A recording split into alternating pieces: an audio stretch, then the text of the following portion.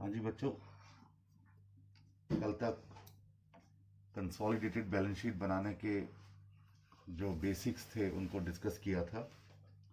आज मैं शुरू कर रहा हूँ, बस आज कंप्लीट करना है ये chapter, elimination of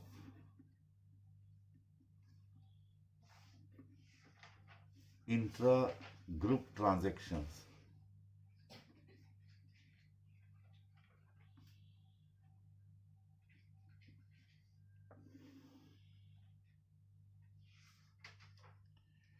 intra group transactions का एलिमिनेशन।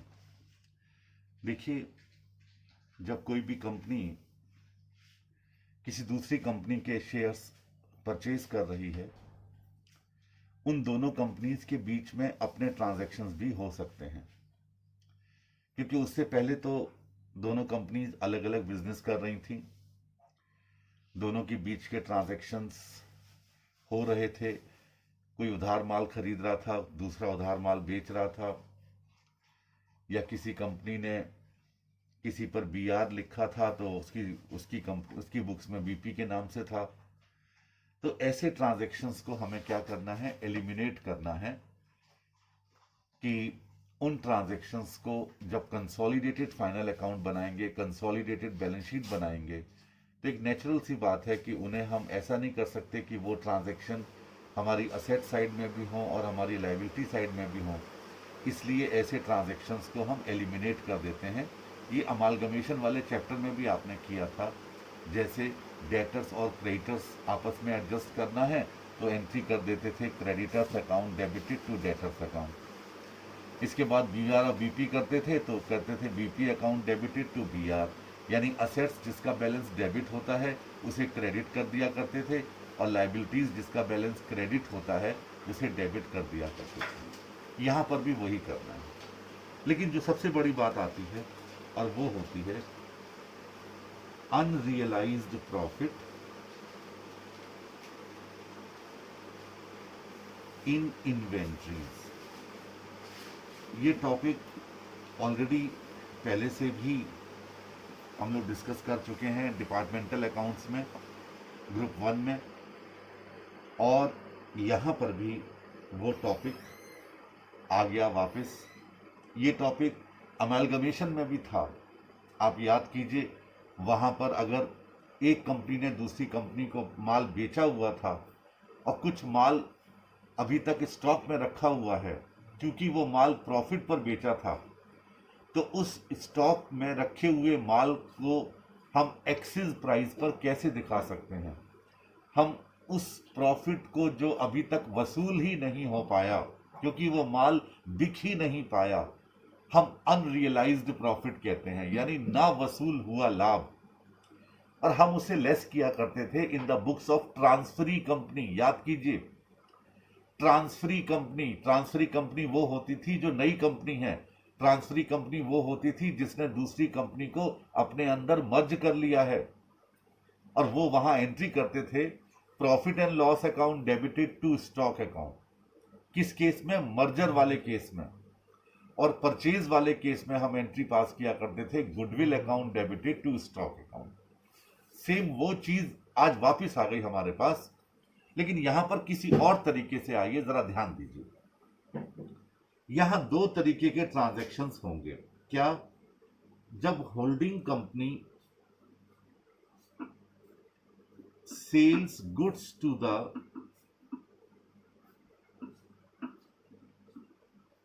सब्सिडरी कंपनी, जब होल्डिंग कंपनी सब्सिडरी कंपनी को माल बेच रही है तो इसे डाउन स्ट्रीम कहेंगे, डाउन स्ट्रीम सेल्स।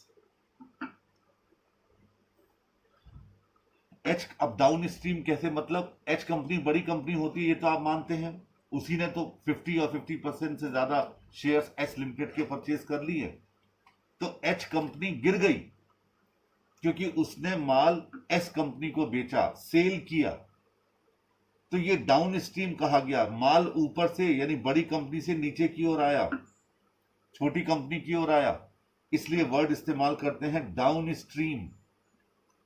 और जब सब्सिडरी कंपनी माल बेच रही है होल्डिंग कंपनी को, sales goods to H company, तो उसे कहते हैं अपस्ट्रीम। अपस्ट्रीम सेल्स, ये याद रखना। होल्डिंग ने सब्सिडरी को बेचा, यानी एक बड़ी कंपनी छोटी कंपनी को माल बेच रही है, तो उसे नाम दिया गया डाउन स्ट्रीम। और जब छोटी कंपनी ने बड़ी को बेचा, एस कंपनी ने एच कंपनी को बेचा, तो उसे नाम दिया गया अपस्ट्रीम, यानी छोटी कंपनी अपने से बड़ी कंपनी को माल बेच रही है। अब यहां से बड़े ध्यान से आप समझिएगा कि अगर सब्सिडरी कंपनी ने होल्डिंग कंपनी को माल बेचा है, यानी अपस्ट्रीम ट्रांजैक्शन हुआ है, अपस्ट्रीम सेल्स हुई है, तो प्रॉफिट किसने अर्न किया है? Profit earned by subsidiary company. ठीक है, पक्का? अच्छा, जब सब्सिडरी कंपनी ने ये प्रॉफिट अर्न किया है, इसे किस किस ने बांटा होगा? एच कंपनी ने, होल्डिंग कंपनी ने और माइनॉरिटीज ने। क्योंकि एस कंपनी का प्रॉफिट जो भी हो, चाहे प्री एक्विजिशन हो चाहे पोस्ट एक्विजिशन हो, उसे अल्टीमेटली कौन बांटता है? उसे एच कंपनी बांटती है और माइनॉरिटीज बांटते हैं। तो इसका मतलब साफ हो गया कि एस कंपनी का, सब्सिडरी कंपनी का जो प्रॉफिट कमाया गया था, क्योंकि उसने माल एच कंपनी को बेचा था, प्रॉफिट लगा करके बेचा था, उस प्रॉफिट को एच कंपनी और माइनॉरिटीज दोनों ने बांट लिया होगा। ऐसी कंडीशन में आप अनरियलाइज्ड प्रॉफिट निकालेंगे उस माल पर जो माल अभी बिना बिका हुआ है। मान लीजिए 50,000 रुपए का माल उसने बेचा था 70,000 में। सुन लीजिए ध्यान से, 50,000 रुपए का माल उसने 40% प्रॉफिट ऐड करके 70,000 में होल्डिंग कंपनी को बेचा था, और अभी आधा माल होल्डिंग कंपनी के पास पड़ा हुआ है, आधा माल पड़ा हुआ है। इसका मतलब 70,000, 50 का माल 70 में बेचा था, और अभी इसका आधा यानी 35,000 रुपए का माल अभी बचा पड़ा है। तो इसमें कितना प्रॉफिट इंक्लूड है? प्रॉफिट इंक्लूड है 10,000 रुपए, क्योंकि पूरे पर 20,000 का प्रॉफिट था, अब आधा बचा पड़ा है, तो आधे पर 10,000 का प्रॉफिट हो गया। तो ये 10,000 रुपए का प्रॉफिट अनरियलाइज्ड प्रॉफिट कहा जाएगा, यानी वो प्रॉफिट जो अभी तक आपने कमाया ही नहीं है। तो आप क्या करेंगे? इस 10,000 रुपए के प्रॉफिट को, जितना एच कंपनी का शेयर होगा, मान लीजिए उसने 70% शेयर खरीदे हुए हैं, तो 7,000 रुपए इस 10,000 का 70% consolidated profit and loss account में से लेस कर देंगे। Consolidated profit and loss account में से लेस कर देंगे। आप याद कीजिए, ये कौन सा बनाते हैं? जिसमें एच कंपनी का अपना प्रॉफिट होता है और एस कंपनी का पोस्ट एक्विजिशन प्रॉफिट में से एच का हिस्सा होता है, उसमें से इसे लेस कर देंगे, और बाकी माइनॉरिटीज इंटरेस्ट में से 30% लेस कर दिया जाएगा। किस केस में? अपस्ट्रीम सेल्स में। अपस्ट्रीम सेल्स में कब? जब सब्सिडरी कंपनी ने माल होल्डिंग कंपनी को बेचा होगा। और यहां पर एक और बात समझ लीजिए, एग्जाम में ये तमाशा कर सकते हैं कि ये काम आप तभी करेंगे जब वो माल जिसे बेचा गया था वो अभी तक पूरा बिक ना पाया हो। मान लीजिए क्वेश्चन में कह दिया कि वो माल जो सब्सिडरी कंपनी ने बेचा था वो होल्डिंग कंपनी बेच चुकी है, तो बात खत्म हो गई, फिर ये टॉपिक ही नहीं है।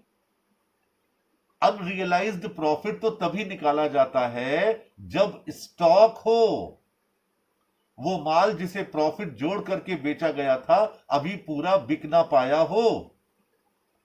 बस उतना सा ही ध्यान रखना है आपको। कई बार क्वेश्चन में जानबूझ के तमाशा पूरा करते हैं और बीच में एक लाइन होती है, the goods was already sold out by the holding company या बाय द सब्सिडरी कंपनी, तो फिर ये क्वेश्चन ही अराइज नहीं होगा, वो तो बेकार हो गई लाइन, पूरा पूरा पॉइंट ही आपके लिए बेकार हो गया, उसका कुछ नहीं करना। आपको सिर्फ तब करना है जब बेचा हुआ माल स्टॉक में हो, तो स्टॉक में जितना प्रॉफिट इंक्लूडेड है उसे अलग करके उसका जितने परसेंट एच कंपनी ने शेयर लिए हुए हैं उसमें से लेस कर दिया जाएगा और बाकी बचा हुआ माइनॉरिटीज में से लेस कर दिया जाएगा। यह बात अवश्य ध्यान रखिएगा। चलिए अब आया downstream. Downstream sales. Downstream sales में क्या होगा कि प्रॉफिट किसने अर्न किया होगा, profit earned by H company, holding company, क्योंकि यहां पर माल किसने बेचा था, माल एच कंपनी ने बेचा था एस कंपनी को, तो प्रॉफिट किसने अर्न किया होगा, एच कंपनी ने, बिल्कुल सही बात है।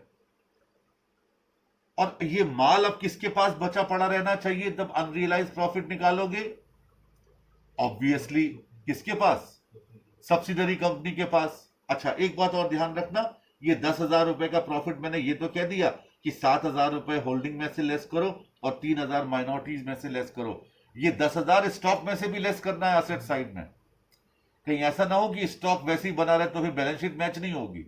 हमेशा ध्यान रखो जब लायबिलिटी साइड घटा रहे हो तो फिर असेट साइड भी घटेगी उतनी रकम से, तो आपको स्टॉक में से घटाना है और इधर लायबिलिटी साइड में एच कंपनी और माइनॉरिटीज में से घटाना है। अब इधर वापस आ जाइए, ये होल्डिंग कंपनी ने प्रॉफिट अर्न किया था, स्टॉक किस में रखा हुआ है, स्टॉक सब्सिडरी कंपनी में रखा हुआ है।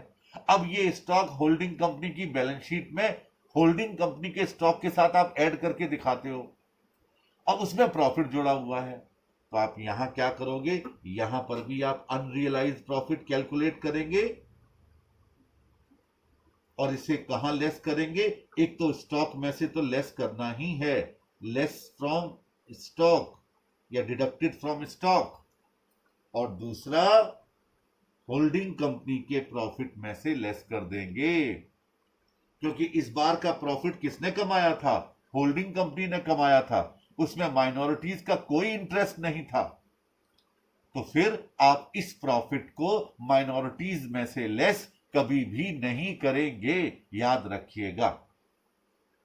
ठीक है, ये था इंट्रा ग्रुप ट्रांजैक्शंस का ट्रीटमेंट।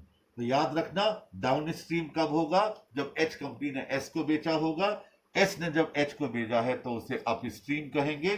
और याद रखिए अप स्ट्रीम में चूंकि प्रॉफिट सब्सिडरी कंपनी कमाती है और वो प्रॉफिट हम एच कंपनी और माइनॉरिटीज में बांट चुके होते हैं, लेस किया जाएगा दोनों में से अपने अपने रेशियो में, लेकिन डाउन स्ट्रीम में खाली होल्डिंग कंपनी में से लेस किया जाएगा। इसी प्रकार कोई नॉन करेंट असेट को यदि आप ट्रांसफर करेंगे और वो प्रॉफिट पर करेंगे तो आप वहां पर भी वही ट्रांजैक्शन करेंगे जो अभी आपने किया था, यहां पर बिल्कुल सेम ट्रीटमेंट वही करेंगे जो आपने अभी स्टॉक के लिए किया था। अब इसके बाद मैं आपकी स्टडी लेकर के बैठ गया, आपसे कहा गया consolidated profit and loss account अगर प्रिपेयर करने के लिए आता है तो आप क्या करेंगे, दोनों कंपनियों का line by line, figure by figure और आइटम बाय आइटम ऐड करते चले जाएंगे और उनको हम प्रॉफिट एंड लॉस अकाउंट में शो करेंगे। बिल्कुल जैसे आइटम होंगे वही आइटम्स हम ऐड करते हुए शो करेंगे, लेकिन एक बात याद रखिए कि जो इंटर कंपनी ट्रांजैक्शन होंगे उनको हम एलिमिनेट कर देंगे। आप कहेंगे सर कौन से होते हैं इंटर कंपनी ट्रांजैक्शन, जैसे एक ने सेल किया दूसरे ने परचेज किया, तो एक को आप सेल में से घटा दोगे, दूसरे को आप कॉस्ट ऑफ सेल्स में से घटा देंगे, क्योंकि याद कीजिए अब नए प्रॉफिट एंड लॉस अकाउंट के परफॉर्मा में परचेजेस नहीं लिखी जाती, कॉस्ट ऑफ सेल्स लिखी जाती है, तो उस दोनों को आपस में लेस कर दिया जाएगा। बाकी सारे expenses as it is add कर दिए जाएंगे। आपकी स्टडी में इलस्ट्रेशन नंबर 8 दिया गया है और उसको आपको करना है। याद रखिएगा ये दोनों चीजें कंपनी उसी परफॉर्मा में बनेगी जो स्केड्यूल 3 में बताया गया है। और इन्वेंट्री में, स्टॉक में अगर कोई अनरियलाइज्ड प्रॉफिट है तो उसे भी आप लेस करेंगे। देखिए पीछे नोट्स टू अकाउंट बने हुए हैं, इसमें एच कंपनी की सेल दे दी 5000, एस कंपनी की 1000 है, टोटल 6000। इसमें से इंटर कंपनी सेल जो आपस में की गई थी उसे लेस कर दिया, और consultancy fees received by H limited from S limited ये भी लेस कर दी, और commission received by S limited from H limited ये भी लेस कर दिया। यानी यहां पर जो हमारी रेवेन्यू फ्रॉम ऑपरेशन लिखा जाता है, जिसमें आप शो करते हैं क्या, सेल्स और बाकी इनकम्स, तो इसमें अगर एक दूसरी कंपनी ने एक दूसरे को कोई वो दिया है, कमीशन दिया है, तो वो लेस करेंगे यहां पर, और यही चीज फिर लेस करेंगे हम उस वहां पर जो कंसल्टेंसी फीस जिसने दी होगी उसके एक्सपेंसेस में दिखाई गई होगी। जिसने कमीशन दिया होगा उसने एक्सपेंसेस में दिखाया होगा। तो यहां पर देखिए सेल्स में से जब 120 लेस किया तो यहां परचेज में से 120 लेस कर रखा है सामने वाले पेज पर, ये देखिए। यहां पर कंसल्टेंसी फीस 5 लेस कर रखी है, तो ये देखिए 5 यहां भी लेस कर रखा है कंसल्टेंसी फी। यहां कमीशन रिसीव्ड एस लिमिटेड ने 10 रुपए यहां लेस कर रखा है, तो यहां खर्चों में भी लेस कर रखा है।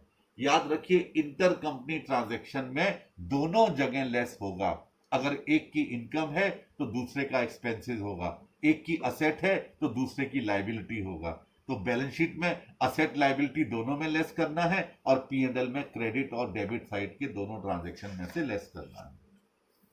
इसके बाद है preparation of consolidated cash flow statement.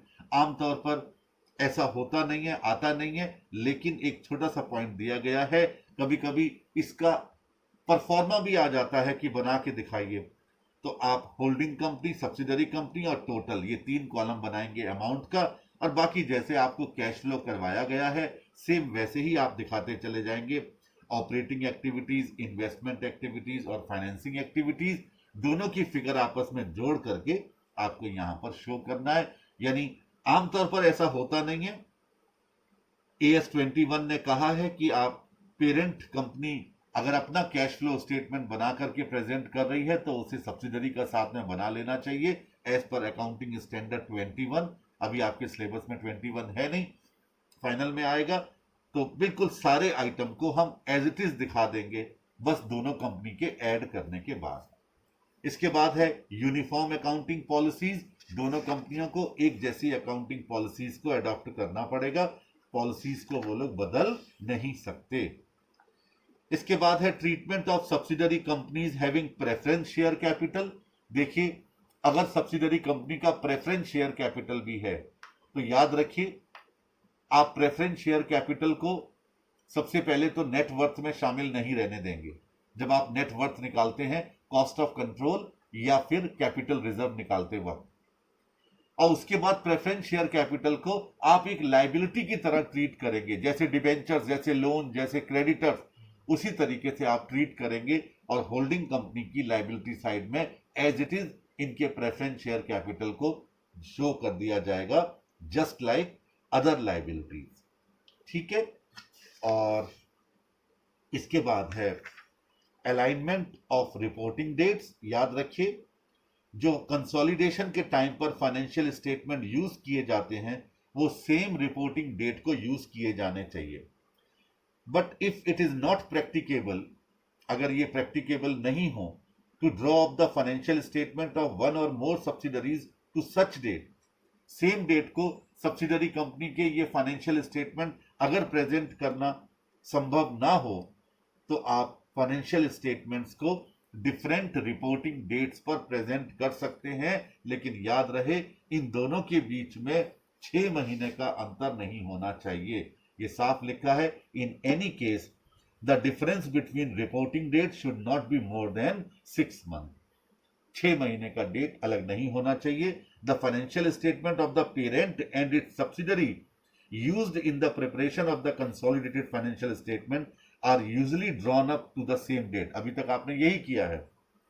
When the reporting dates are different, अगर इनकी reporting date different होती है, the subsidiary often prepares for consolidation purpose statement as at the same date as that of the parent.